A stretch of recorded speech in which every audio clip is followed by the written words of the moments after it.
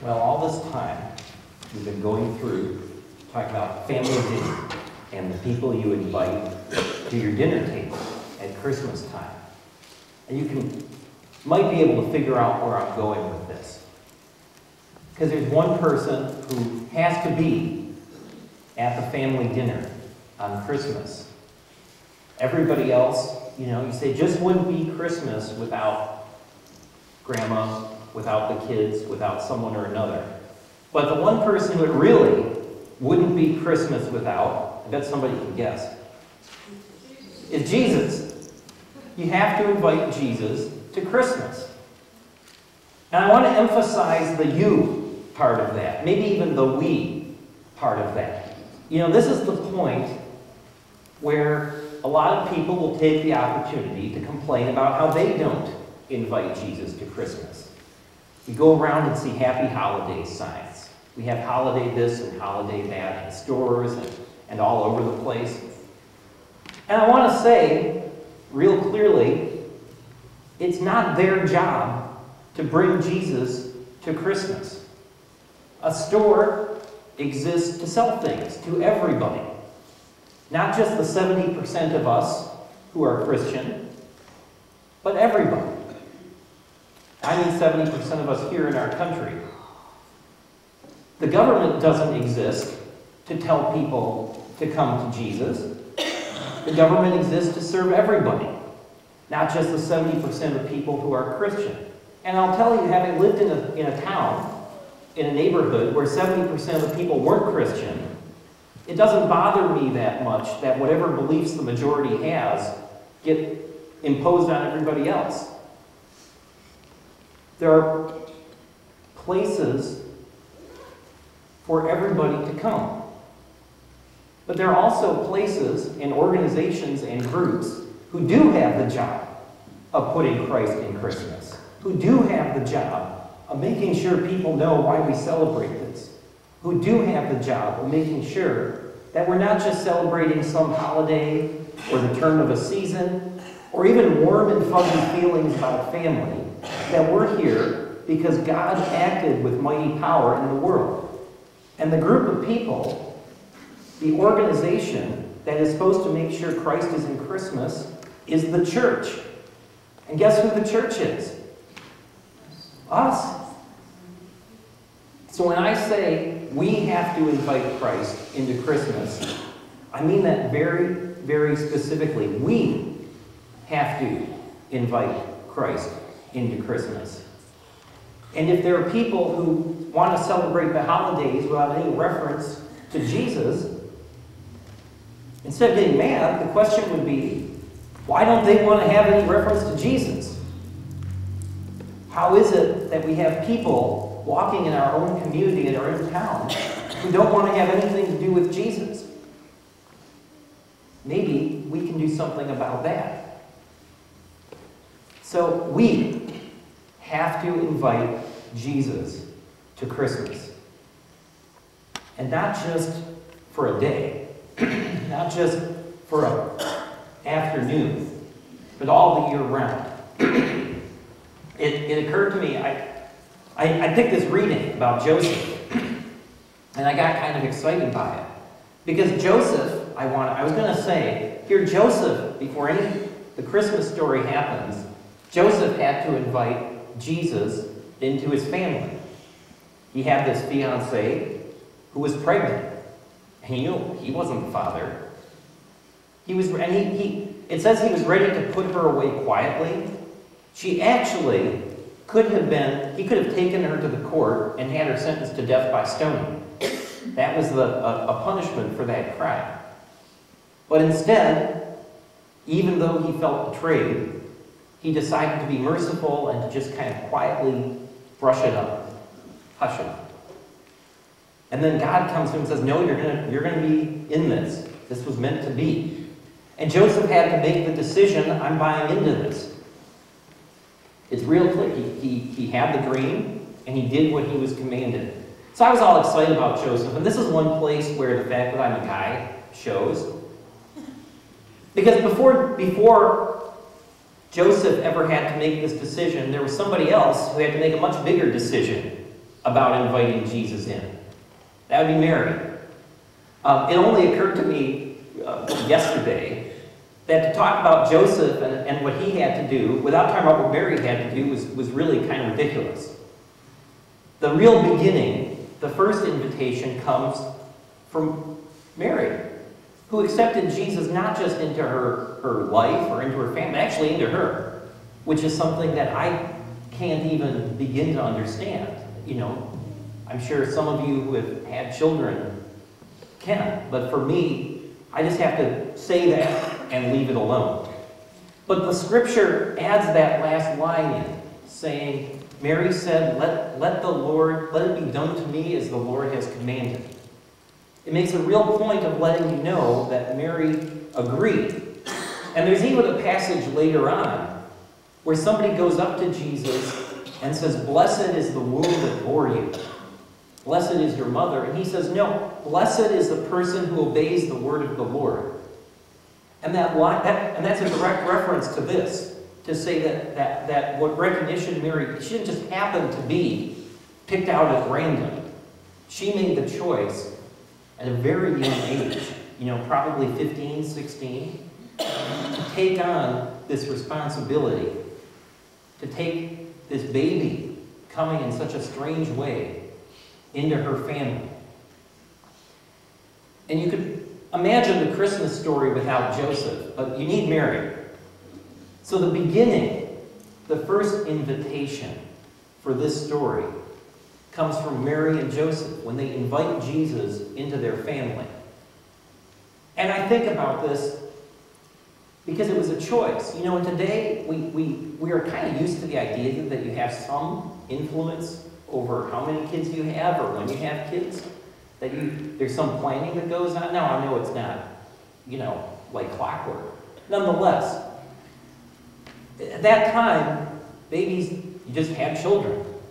And so this image of being able to choose, of Mary and Joseph making the decision to become parents, is one that was a lot more spectacular, a lot more unusual, a lot more significant 2,000 years ago, probably even 200 years ago, than it might be today.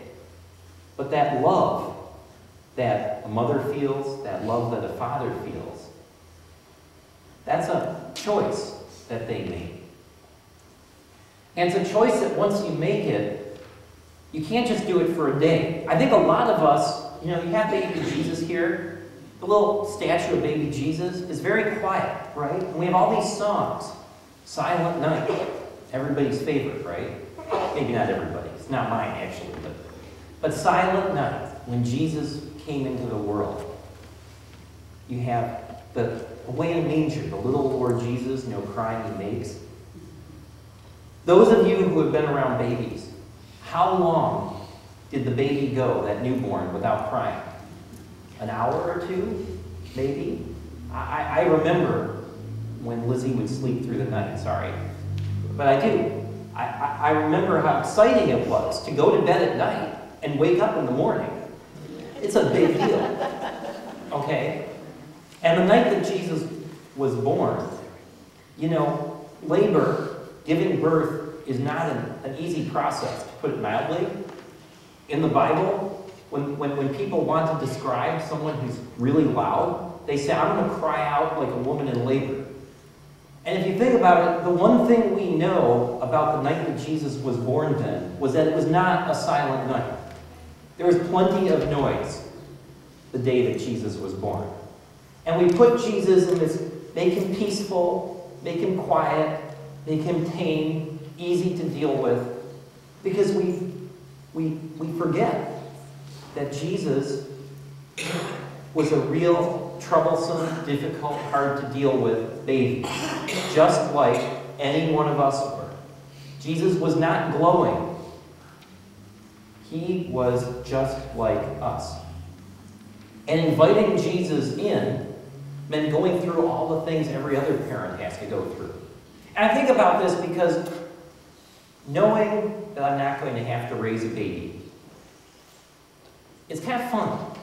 You know, it's kind of fun to have a baby for a little while. And some of you know this. You hold the baby, you You play with the baby, you mess around for a little while, and the baby starts to cry. What do? Yeah, give him back to mom and dad, right? There's a big difference between having the baby for one day on Christmas Eve, come over and visit, and between having the baby move in with you. Inviting Jesus into your life means the baby moves in with you. I think of this is an image that could have been me at one time. Lizzie gave me permission to tell this story because it's my fault. I have this vivid memory of being when Lizzie was about maybe 12, 15 months old, going to a party with a bunch of other kids and a bunch of other people, big place.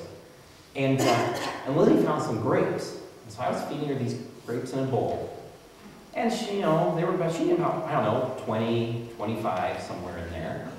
I thought, I heard somewhere, I remember thinking, I heard somewhere that maybe kids shouldn't eat too much fruit like that. So I went to one of the moms. You had to go to a mom, right? None of the dads knew any more than I did. And I said, how many grapes do you think a kid her size should eat? She says, well, I wouldn't say more than a dozen.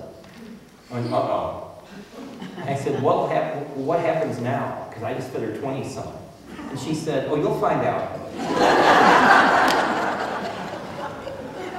There wasn't anybody for me to hand the baby to, right? It was my problem. Because the baby was staying.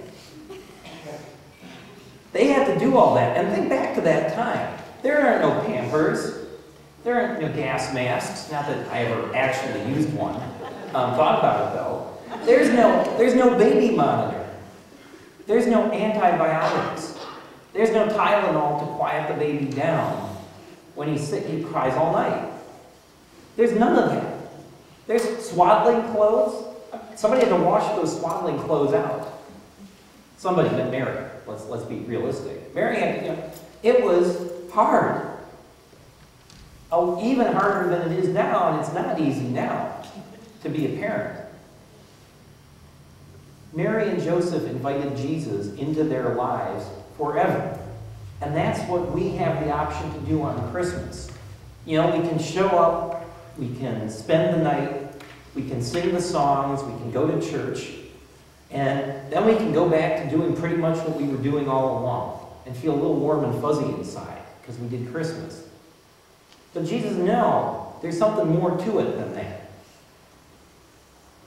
Inviting Jesus into your family, inviting Jesus into your life, means that you have to do things. You don't necessarily have a list of rules to follow. Every kid is different. Every family is different. Every situation is different. But when you make that commitment to build that relationship, you have to do things differently. And deep down you want to. I as much as I didn't really want to change the diaper, but I sure wasn't going to just leave her. It was my job. It was my responsibility. It was an act of love. That love is the same kind of love that Jesus calls us to have.